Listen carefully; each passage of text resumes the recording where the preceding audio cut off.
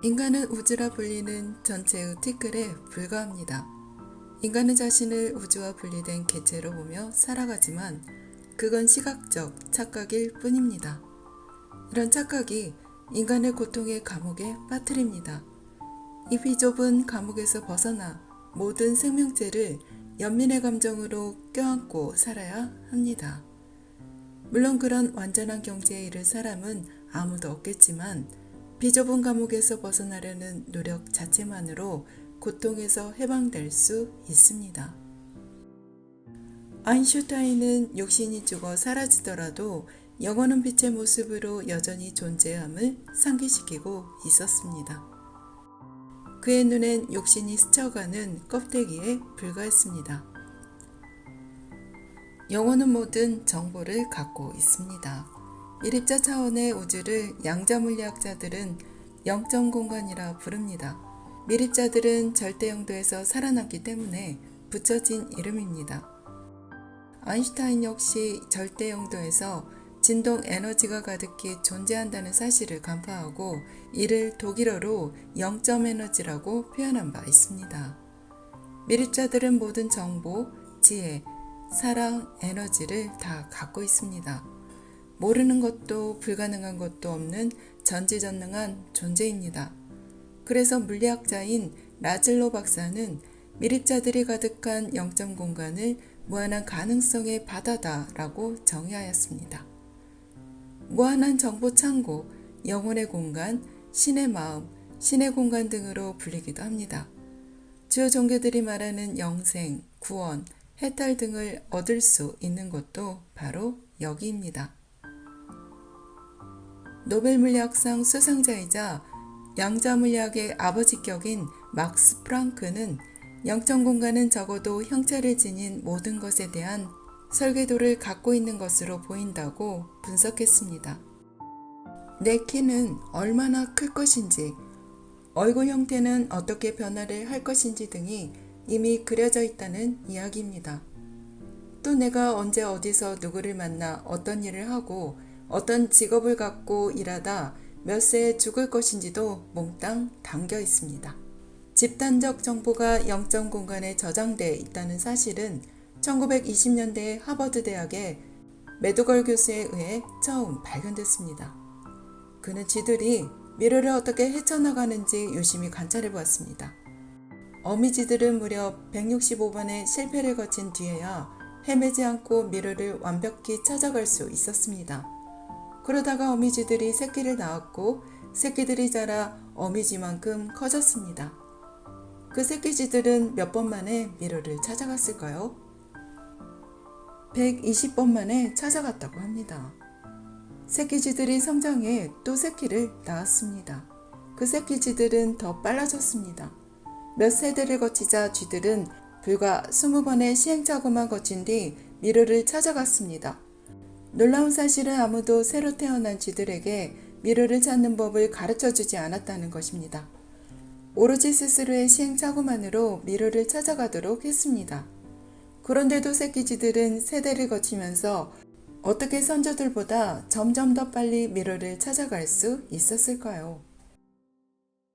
그 답은 선조들이 터득한 미로찾기 정보와 지혜가 영적 공간에 저장돼 있었기 때문이라고 합니다. 사람은 어떨까요? 지역 출신이 다른 학생들의 변화를 살펴보았습니다. 심한 모욕을 받은 뒤 얼마나 공격성을 띠게 되는지 살펴보는 실험이었습니다. 결과는 판이하게 갈렸습니다. 북부 출신 학생들은 별 변화가 없었습니다. 하지만 남부 출신 학생들은 테스토스테론과 코르티솔 수치가 홀쩍 뛰어 올랐습니다. 소나기에도 바짝 힘이 들어가 있었습니다. 남부 학생들의 하나같이 공격성을 띠고 있었던 이유는 200년 전 그들의 선조들이 공격적이었기 때문입니다. 그들의 선조들은 18세기에 남부에 정착한 카우보이들이었습니다. 논리적으로는 도저히 이해가 가지 않습니다. 후손들은 지금 북부의 미시간 대학에 다니고 있습니다. 그들은 카우보이를 본 적도 없습니다. 부모들도 카우보이가 아니었습니다. 대개 중산층인데다가 대도시에서 자란 세대였습니다. 그런데도 왜 200년 전 카우보이 선조들의 공격성을 띠고 있을까요? 니스벳은 이렇게 말합니다. 문화적 유산은 수세대가 지나도 지속됩니다. 참 이상한 일이죠. 유전자가 달라진 것도 아니고 옛 환경에 노출된 것도 아닌데 말입니다. 양자물리학자들은 영적 공간에 저장된 선조들의 문화적 정보가 시공간을 뛰어넘어 후손들에게 대대로 전달되는 것으로 분석합니다. 쥐들이 영적 공간에 저장된 집단 정보를 자자손손 물려받듯이 말입니다. 내 영혼은 이 모든 걸 갖고 있습니다. 이런 사실을 알고 살아가는 것과 모른 채 살아가는 건 하늘과 땅의 차이입니다. 관찰자 효과 때문입니다. 예를 들어 내 영혼은 내 육신 속에 들어있다고 바라봅니다. 관찰자 효과에 따라 비좁은 내 육신이 내 능력의 한계가 됩니다. 다른 하나는 내 영혼은 육신 밖에 전지전능한 존재라고 바라봅니다. 이랬을 때 관찰자 효과에 따라 육신의 한계를 벗어납니다. 우리가 타고난 천재라고 생각하는 아인슈타인도 자신의 실체를 깨닫기 전까지는 인생의 낙오자였습니다. 어린 시절엔 바보로 낙인 찍혔었고 만으로 4살이 될 때까지도 말도 못했고 7살이 돼서야 겨우 글을 깨우쳤습니다. 9살이 돼서도 말이 어눌하고 너무 느렸습니다. 같은 문장을 여러 번 되풀이하는 말더듬 증세까지 있었습니다. 초등학교에 들어가서도 다른 아이들을 따라가지 못했습니다. 참다 못한 교장이 부모를 불러 선언했습니다. 이 아이는 아무리 가르쳐도 소용없습니다.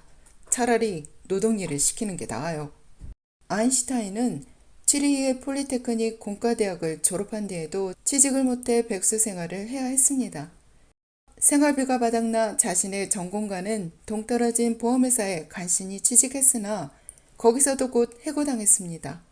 어린 시절 아들이 전응아가 아닌가 걱정했던 아버지도 내 아들은 인생의 낙오자라고 한탄하며 돌연 세상을 떠났습니다.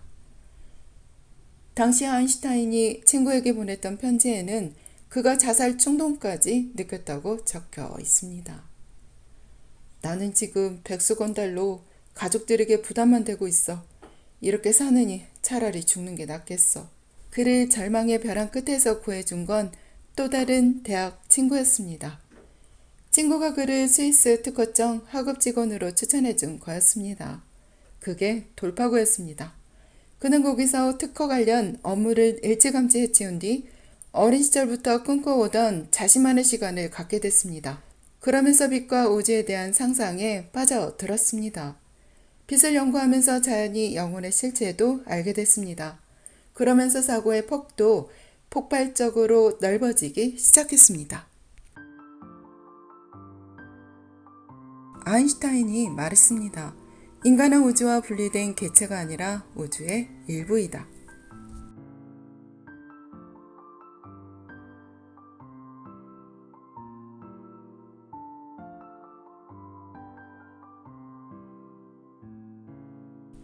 책 왓칭 나 이상의 나 바라보기 몸 밖에 나는 누구인가 내용 일부 낭독해보았습니다. 감사합니다.